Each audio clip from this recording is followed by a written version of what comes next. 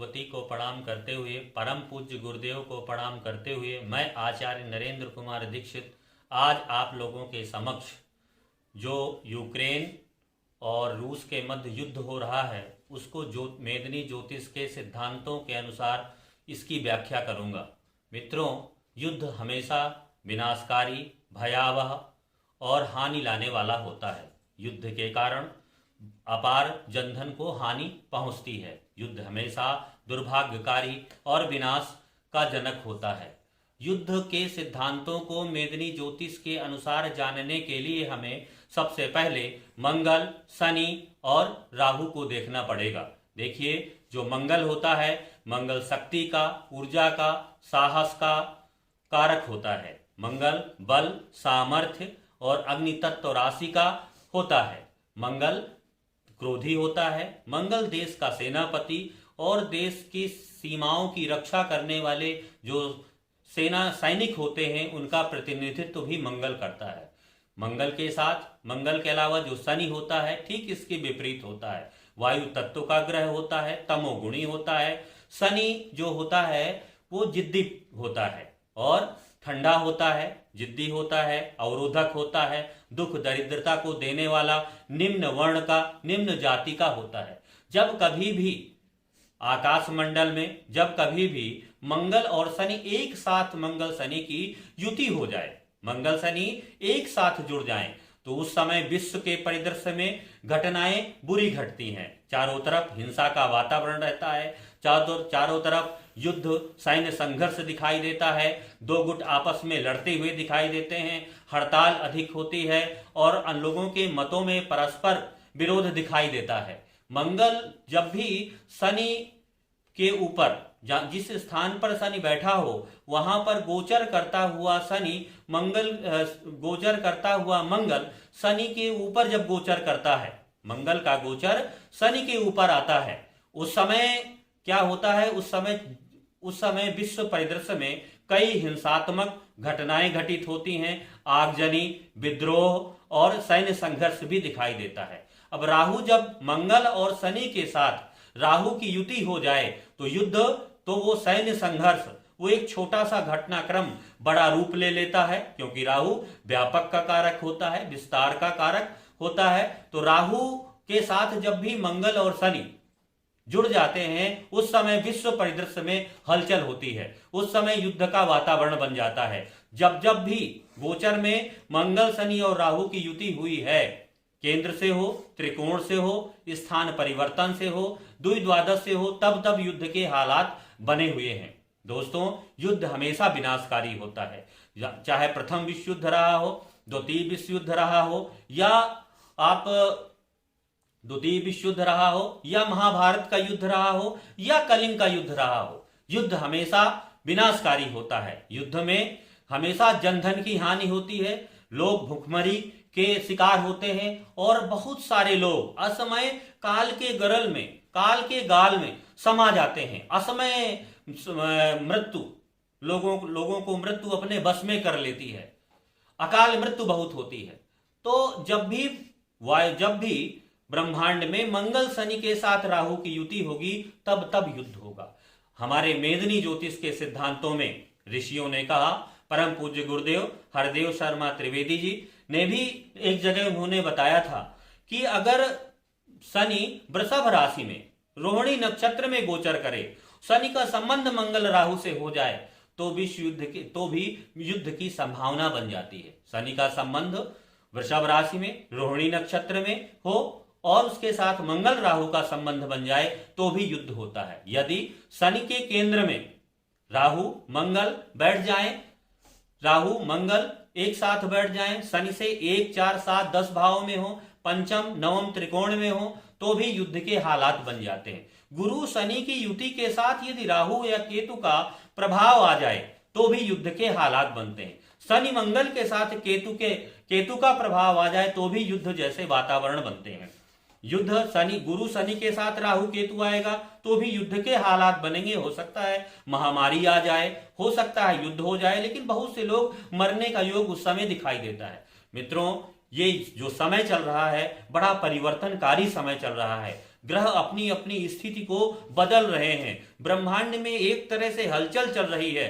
कहते हैं जो ब्रह्मांड में जो हलचल होती है उसका प्रत्यक्ष प्रमाण धरती पर दिखाई देता है। यदि ब्रह्मांडे तद पिंडे, जो ब्रह्मांड में घटित जो घटना घटित होगी उसका प्रभाव ब्रह्मांड के अंदर रहने वाले लोगों पर पड़ता है। अब ये स्थिति है। अब थोड़ा सा हम यूक्रेन के बारे में थोड़ा सा समझ लेते हैं। 24 अगस्त 1991 को शाम 6 बजे सोवियत संघ से अलग होकर के यूक्रेन राष्ट्र की स्थापना हुई थी। उस समय जिस समय यूक्रेन का जन्म हुआ उस समय मकर लग्न का उदय हो रहा था। उस समय लग्न पर शनि वक्री होकर के चंद्रमा के साथ बैठे हुए थे। गुरु, सूर्य, बुध और शुक्र अष्टम भाव में बैठे हुए थे। मंगल नवम भाव में बैठा हुआ था और धनु राशि में राहु बैठा था, मिथुन राशि में केतु। ये स्थिति थी। ये स्थिति दर्शाती थी कि इस युद्ध ये जो राष्ट्र है, जिस समय इस राष्ट्र का निर्माण हुआ है, इसमें असमय, अशांति, भ्रष्टाचार अवश्य होगा। अब मैं उस विषय पर ज्यादा नहीं जाऊंगा, विषय ज्यादा बढ़ जाएगा। अब मैं मुख्य बिंदु पर आता हूं। रूस ने 24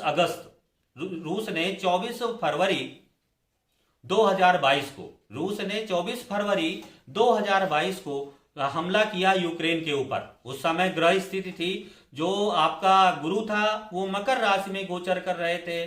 शनि उस समय जो गुरु थे, गुरु कुंभ राशि में गोचर कर रहे थे। शनि उस समय मकर राशि में गोचर कर रहे थे। मंगल उस समय धनु राशि में 28 डिग्री का गोचर कर रहा था। राहु उस समय वृषभ राशि में थे। तो इसका संबंध, और बुध जो था, बुध भी मकर राशि में गोचर कर रहा था। दोस्तों, जो यूक्रेन का जो लग्न है मकर है और षष्ठेश जो होता है वो बुध बनता है। बुध जब भी लग्न भाव से संबंध बना देता है तब भी युद्ध के हालात होते हैं। छठा भाव युद्ध का देखा जाता है मेदिनी ज्योतिष में।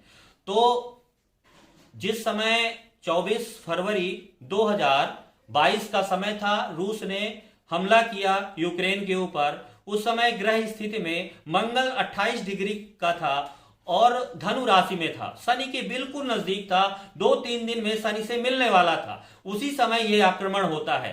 ठीक 27 फरवरी को मंगल का गोचर शनि के ऊपर आ जाता है। मंगल शनि एक हो जाते हैं। बुध वहीं पर होता है। साथ में राहु जो वृषभ राशि में है त्रिकोण से संबंध बना देता है। यह एक बड़ा सैन्य संघर्ष का संकेत दिखाई देने लगता है। ग्रह के योग, ग्रह की युतियां हमें यहां पर बता रही हैं कि एक बड़ा संघर्ष हो रहा है और ये बड़ा संघर्ष बड़ा कष्टकारी होगा। हमको इसका अनुमान 3 महीने पहले हो चुका था। हमने 3 महीने पहले इसकी भविष्यवाणी हमने कर दी थी।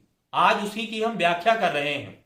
जब भी गोचर पर मित्रों, जब भी गोचर पे मंगल, शनि और राहु का संबंध बनेगा उस समय युद्ध के हालात बनेंगे, संघर्ष होगा, बहुत लोग मरेंगे, सैन्य संघर्ष होगा, भुखमरी होगी, लोग घर बेघर होंगे, लोग इधर उधर भागेंगे, सब जगह जान बचाने की एक जद्दोजहद होगी। तो यही गोचर 27 फरवरी को मंगल जैसे ही शनि पर गोचर करते हैं और त्रिकोण से वृषभ में जो राहु बैठे हुए हैं, राहु भी वहीं पर आ जाते हैं। युद्ध के हालात बन जाते हैं और यूक्रेन में चारों तरफ अशांति फैल जाती है और दो देश अपने अपने वर्चस्व के लिए लड़ रहे होते हैं। अब जब तक मंगल शनि का साथ नहीं छोड़ देते, लगभग 7 अप्रैल तक, तब तक तो स्थितियां बनी ही रहेंगी। विशेषकर 20 मार्च के आसपास स्थिति और भी खतरनाक हो सकती है। लेकिन यदि मंगल शनि का साथ छोड़ दें तो स्थिति में थोड़ा सुधार आ सकता है। लेकिन उस समय क्या होता है, राहु भी कुछ दिनों में स्थान बदलने वाले हैं। राहु भी लगभग 11 अप्रैल को राहु भी स्थान बदल रहे हैं। उसके अलावा राहु केतु के साथ साथ शनि भी 29 अप्रैल को अपना स्थान बदल रहे हैं। कई ग्रह अपना स्थान बदल रहे हैं। ग्रहों का इस तरह स्थान बदलना ग्रहों की को अपनी राशि बदलना ये संकेत कर रहा है। गुरु भी अपना स्थान बदल रहे हैं, सब ग्रह स्थान बदल रहे हैं। विश्व में एक नई व्यवस्था हो सकती है, विश्व में एक नया परिवर्तन हो सकता है, विश्व में जीवन जीने के नए मानदंड, जीवन जीने की नई परिभाषा स्थापित हो सकती है, जीने का एक नया सिद्धांत लागू हो सकता है। कुछ नया परिवर्तन होगा, कुछ अलग होगा। अभी तक जो हुआ है उससे कुछ अलग होने वाला है। हमारा इसी तरह पूरा अप्रैल निकल जाएगा इसी संघर्ष के बीच में, तब भी यहां पर राहत नहीं है। यदि मैं थोड़ा सा और आगे चलता हूं तो 1 मई का मैं गोचर उठा के देखता हूं तो 1 मई के गोचर में राहु जो मेष राशि पर है, तुला राशि में केतु हो जाते हैं, और उसके साथ साथ जो गुरु हैं, गुरु हमारे मीन राशि में गोचर कर रहे होते हैं। शनि कुंभ राशि में गोचर कर रहे होते हैं। अब क्या होता है कि गुरु और शनि के साथ, गुरु क्योंकि मीन राशि में, शनि कुंभ में, वहीं पर केतु का गोचर आ जाता है, गुरु शनि के साथ केतु आ जाता है। ये स्थिति मई की भी युद्ध, महामारी, भूखमरी, आर्थिक अर्थव्यवस्था का बिल्कुल गिर जाना, इस तरह के संकेत ये मई में दे रहा है। अगर यहां तक ये स्थिति हमारी ईश्वर की कृपा से ऐसा कुछ ना हो, अगर ऐसा संकेत नहीं होता है, तो एक संकेत हमारा, जिस समय गुरु पुनः मकर में, जिस समय गुरु पुनः कुंभ में वापस आएंगे, और ये लगभग सितंबर के महीने में वापस आएंगे गुरु पुनः कुंभ में, उस समय गुरु भी शनि की स्थिति भी यही होगी। तो उस समय भी ये स्थिति बताती है कि बहुत प्राकृतिक आपदा के, गुरु शनि के साथ उस समय भी केतु के आने की संभावना रहेगी। तो वो समय भी प्राकृतिक आपदाएं, विपत्ति का हो सकता है। बहुत लोगों को जन धन की हानि हो सकती है। निष्कर्ष रूप में कहूं, ये 2022 है, ये प्राकृतिक आपदाओं का वर्ष रहेगा। इसमें लोगों को जन धन की हानि उठानी पड़ेगी, असमय युद्ध, संघर्ष जैसी घटनाएं होंगी। इन्हीं शब्दों के साथ मैं अपनी वाणी को विराम देता हूं। जय।